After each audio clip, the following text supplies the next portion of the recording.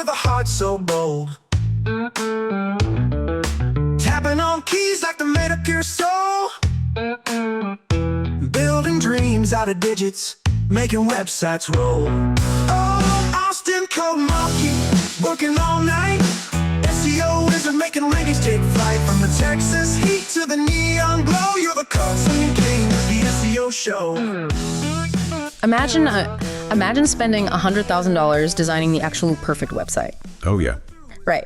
You hire the absolute best writers, you commission all this custom photography, you optimize your sales funnel, and then you launch with like incredible fanfare, and then absolute silence. Just crickets. Literally zero traffic, not a single organic visitor. Yeah. And, you know, it's not because your product is bad and it's not because your marketing failed. It's because a developer accidentally left a single 7-letter word inside a tiny, totally invisible text file. Yeah. And that one word basically told the entire internet to completely ignore you.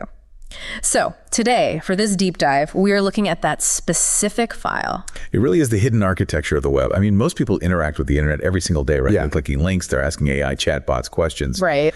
And they have absolutely no idea this file even exists, let alone that it is silently dictating what information they actually get to see on the screens. Exactly. So to figure out how this mechanism works, we are pulling from a really fascinating piece of analysis by an Austin, Texas-based SEO agency called Austin Code Monkey.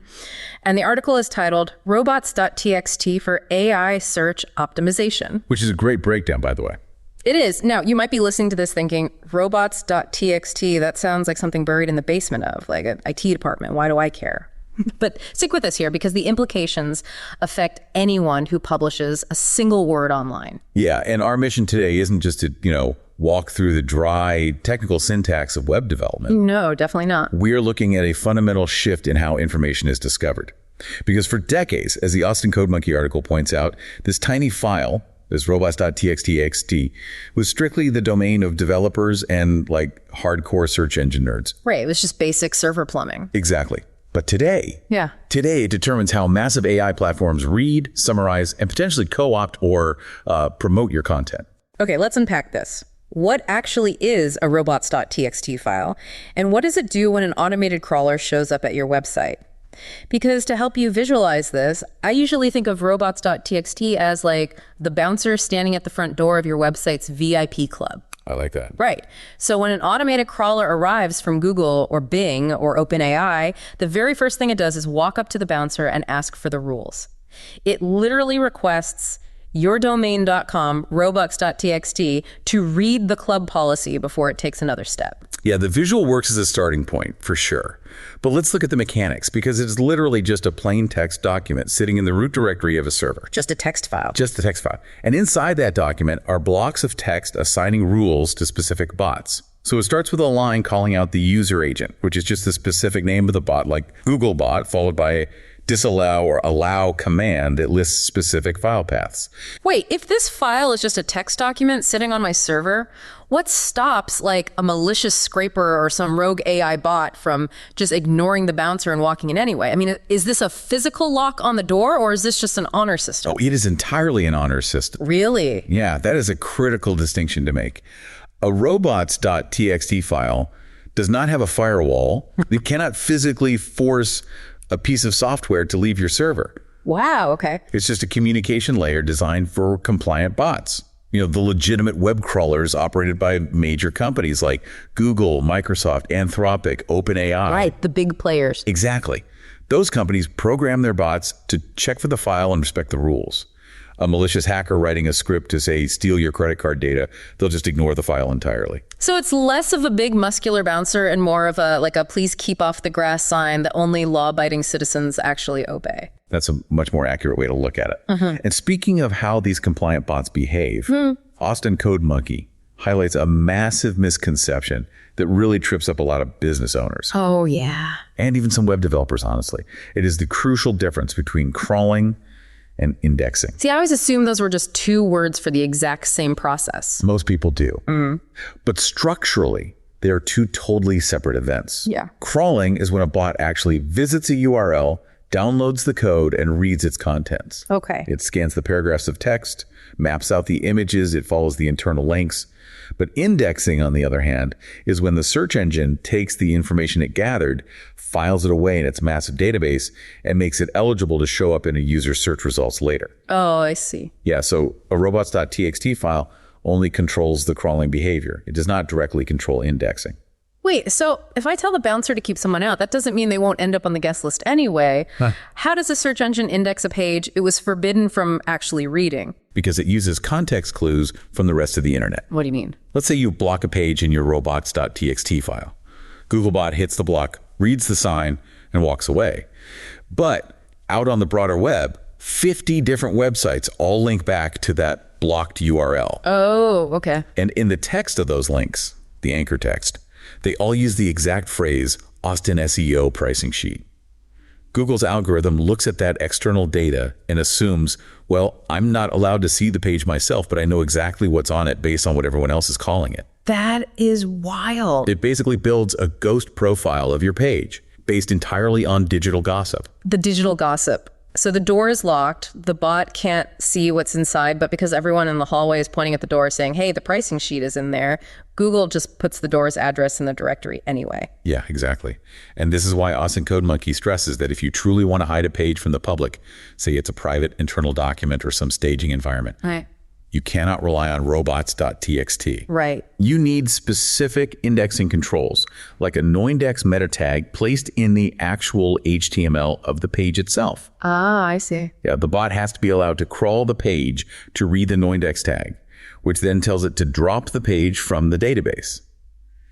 This raises an important question. Why wouldn't you just let the search engines read absolutely everything on your site to maximize your exposure? Right, because if the goal is digital visibility, you'd think you'd want the bouncer to just prop the doors wide open and let every single bot scan every single inch of your site. You would think so, yeah. But that ignores the actual physical constraints of the internet. Like, computing power is not infinite. Search engines simply do not have the time or the server space or the energy budget to read every single page of the trillions of pages that exist online. Not even close. They have to allocate their resources super carefully. Let's put a concrete visual on that. Think of Googlebot like an auditor who only has exactly 5 minutes to evaluate your business. If you leave the doors to the supply closet, the basement, and the old filing room wide open, the auditor just wastes their 5 minutes wandering around empty rooms. Yeah, looking at mops and buckets. Exactly. And they never even see your award-winning showroom before their timer runs out. And that is the concept of crawl budget Yeah. in a nutshell. And a lot of that budget gets totally wasted on what the Austin Code Monkey article identifies as junk pages. Junk pages. Yeah. If you have a large website, especially an e-commerce site, you might have hundreds of thousands of URLs that are generated automatically by the server. Oh, like those infinite loops. Like if you have a clothing store and a user clicks a search filter to sort shirts by size 10, then they click the color blue, then they sort by lowest price. Yes. Every single one of those filter permutations creates a brand new unique URL, right? Exactly. Add to that your internal site search results, your customer login portals, your shopping cart pages, your administrative dashboard. Right, nobody needs to see those. No, those pages provide almost zero value to a new user who is searching on Google. I mean, no one searches for a pair of blue shirts and wants to land on an empty shopping cart page. That would be a terrible experience. It would. So if search engines spend their limited time crawling those low priority auto-generated URLs, your actual important content, like your core product pages or your blog, might get crawled much less frequently or just entirely ignored. So by updating the robots.txt file, you are locking the utility closets, so the auditor is forced to spend their budget entirely in the showroom. Right. What's fascinating here is that you aren't just locking doors for security. You are painting a bright yellow line on the floor. Oh, I like that. You are directing search engines exactly where you want them to go. You block the junk, which forces the bots to allocate their crawl budget to your high-value service pages, your educational resources, the articles that actually drive revenue. Because they literally have nowhere else to go. Exactly. Yeah. And this strategy, known as crawl efficiency, has been the gold standard of technical SEOs for traditional search engines for years. But, and here's the big but optimizing for Googlebot was fine when the internet was just a giant library of links. But that whole crawl efficiency strategy kind of breaks down when the bots knocking at your door aren't trying to rank your links anymore. Yeah, the game changed. They're trying to consume your brain power. Here's where it gets really interesting. Modern websites are no longer just being crawled by traditional search engines. They're being crawled by artificial intelligence platforms, answer engines, and large language models. Yes, this is the massive shift we mentioned at the start. The AI invasion. The AI invasion. Artificial intelligence introduces a fundamentally new layer of complexity to crawler management. Yeah. Because unlike Googlebot, which, ultimately wants to send a user to your website. Right, to click your link. Exactly. An AI bot often wants to extract your information so it can answer the user's question directly on its own platform. Without them ever visiting you? All right, so Austin CodeMonkey breaks down today's AI ecosystem and highlights a critical split that every single website owner needs to understand. Basically, there are two very different categories of AI bots: training bots and retrieval bots. Let's break down that taxonomy, because this is where the rubber really meets the road for anyone running a business online. You might be listening to this thinking, I run a bakery or, a local law firm. Why do I care about OpenAI's training bots? Well, let's look at the training bots first. These are crawlers like GPT-bot from OpenAI, Claude-bot from Anthropic, and CC-bot, which is operated by a nonprofit called Common Crawl. Oh, okay. The sole purpose of these bots is to vacuum up massive amounts of public data. They aren't looking to send traffic your way at all. They are downloading your articles, your proprietary research, your recipes, your website copy, all to train their massive AI models. Right. They are learning how to speak, reason, and generate content literally by consuming yours. So if your bakery's secret sourdough recipe is published on your blog, GPT-bot ingests it, internalizes the methodology, and then just regurgitates it to a user thousands of miles away who asks ChatGPT how to bake bread. Yes. You don't get a link click, you don't get a customer, you just gave away your intellectual property for completely free. And that is the core concern for many publishers right now. Mm-hmm. It's a huge issue. Yeah. Now, contrast that with the second category, retrieval bots. Okay. These are crawlers like OAI Search Bot from OpenAI, Claude Search Bot, and Google Extended. And these bots function entirely differently than the training bots. How so? They are pulling information in real time to answer specific user queries in AI-powered search experiences. And crucially, they're designed to actually cite their sources. So they act a bit more like digital librarians. Exactly. When someone asks a live AI search engine a direct question, the retrieval bot scans the web, pulls the factual answer from your site, and actually provides a clickable link back to you. Right. So you have this clear strategic divergence. But how you handle it depends entirely on your specific business model. Let me play devil's advocate for a second, though. Sure. If I'm a small business owner working with Austin CodeMonkey to optimize my site, why wouldn't I just want maximum visibility across the board? I mean, I need brand awareness. Why wouldn't I want my name and my data in ChatGPT's mouth, even if it's just serving as training data? Well, it comes down to the difference between being a silent contributor and being an active recommendation. Okay. Austin CodeMonkey advocates for a highly targeted approach. Let's say you spend hundreds of hours writing highly specialized legal analysis for your firm's blog. Right, highly valuable stuff. Very valuable. Yeah. If you allow training bots, your insights are just blended into the AI's general knowledge base. When the AI uses your insights to answer a legal question later, it won't necessarily credit you. It just presents the information as its own knowledge. Oh, I see. Yeah. So by explicitly blocking the training bots like GPT-bot and Claude-bot, Yep. you prevent your hard work from being swallowed for free. But you don't want to block the AI entirely, right? Because people are using these tools to find businesses now. Exactly the point. You want to explicitly allow the retrieval bots like OAI Search Bot and Claude Search Bot. That way, if a user prompts an AI search tool with, "Who is the best corporate lawyer in Austin for a startup?" the retrieval bot can access your site in real time, retrieve your credentials, and recommend you directly in the response, complete with a link. That's brilliant. Yeah. You protect your data from the vacuum, but you keep your doors open for the live referrals. It's like a surgical strike. You are blocking the data vampires, but letting in the digital librarians. But managing all of this, like juggling traditional Google bots, Bing bots, blocking specific AI training bots, while actively allowing specific AI retrieval bots, it just sounds incredibly delicate. Oh, it is extremely delicate. Yeah. The article points out that many severe SEO issues originate from incredibly simple technical mistakes in this exact file. The margin for error is razor thin. So it's essentially a single point of failure. Yep. Like a typo in one line of code.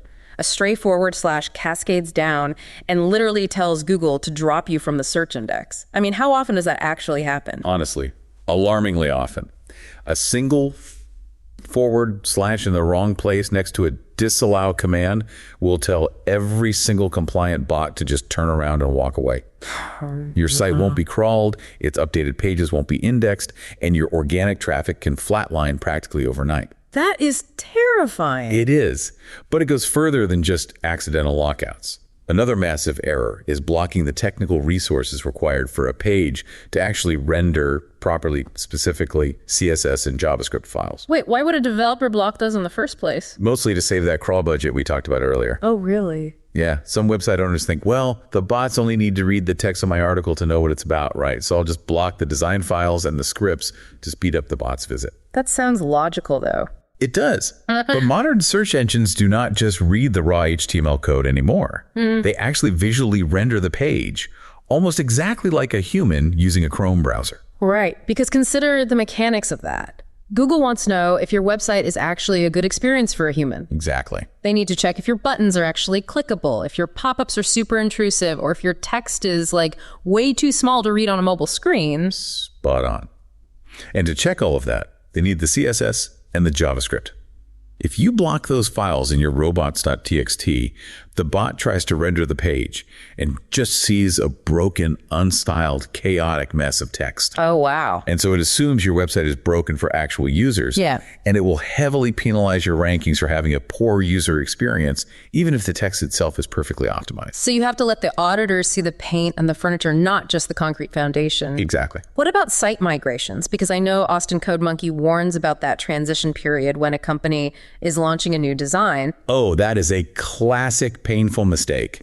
What happens is a company will build a brand new website on a temporary staging server. Right. And to keep Google from indexing their half-finished broken pages while they work, the developers put up a highly restrictive robots.txt file with a global disallow command. Which is the responsible thing to do. It is, totally. Ah. Until launch day. Oh, no. Yep. The team pushes the new site live to the main domain. They pop the champagne, they celebrate the launch, and they completely forget to update or remove the robots.txt file from the server. Ouch. 3 weeks go by, and the executive team looks at the analytics and realizes their brand new, extremely expensive website has vanished entirely from Google. The staging server rules were left active, and they inadvertently told the entire internet to ignore their launch. That is a very hard conversation to have with your boss. Definitely. And this highlights why this deep dive matters to you, the listener. Because as the Austin Code Monkey analysis points out, most business owners only look at their robots.txt file reactively. Yeah, they don't even know it's there. Right. They only start digging into the server files after their rankings tank, or when they suddenly realize their competitors are being recommended by ChatGPT and they aren't. And that's the thing. Investing in AI search optimization requires moving from a reactive stance to a proactive one. Right. It isn't about throwing up blanket restrictions and just hoping for the best. It requires a highly selective, tailored strategy. Right. If we connect this to the bigger picture, the role of robots.txt has entirely shifted. It has evolved from a simple diagnostic tool into a core component of digital visibility and intellectual property protection in the age of conversational interfaces. Because we are moving toward a world where people don't just search for a list of blue links anymore. No, they don't. They ask an AI a complex question, and they expect a synthesized, cited answer. And if your crawler management isn't dialed in, if you haven't separated the bots that steal from the bots that cite, your business simply won't exist in that new ecosystem. You absolutely have to dictate the terms of access to compete in the next generation of discovery. Okay, let's bring this all together. What have we learned today? We've learned that robots.txt is not just a basic do not enter sign. It is a traffic cop, a bouncer, and a strategic negotiator, all rolled into one tiny text document. Yeah. And we covered the mechanical difference between crawling, which is the act of a bot reading a page, and indexing, the act of a search engine building a profile of that page, sometimes just through digital gossip and external links. The gossip. We also explored crawl efficiency and how you have to block the auto-generated junk pages to force search engines to focus on your high-value content. And most importantly, we learned that the AI invasion has forced a split in the bot ecosystem. You have the training bots that want to consume your data to build their models, and the retrieval bots that pull your data in real time to actually cite you as an answer. Right. Strategically managing who gets in and who stays out is the new frontier of search optimization. So what does this all mean? Well, it leaves us looking at a fascinating structural dilemma for the future of the web. We talked about how individual businesses might logically want to block AI training bots to protect their intellectual property, right? Sure, yeah. But zoom out for a second. If every business, every news outlet, every independent research blog, and every creator on the internet suddenly decides to lock their doors and block those training bots, what happens to the future development of these massive AI models? Oh, wow. That's like the tragedy of the commons, but for digital knowledge. Exactly.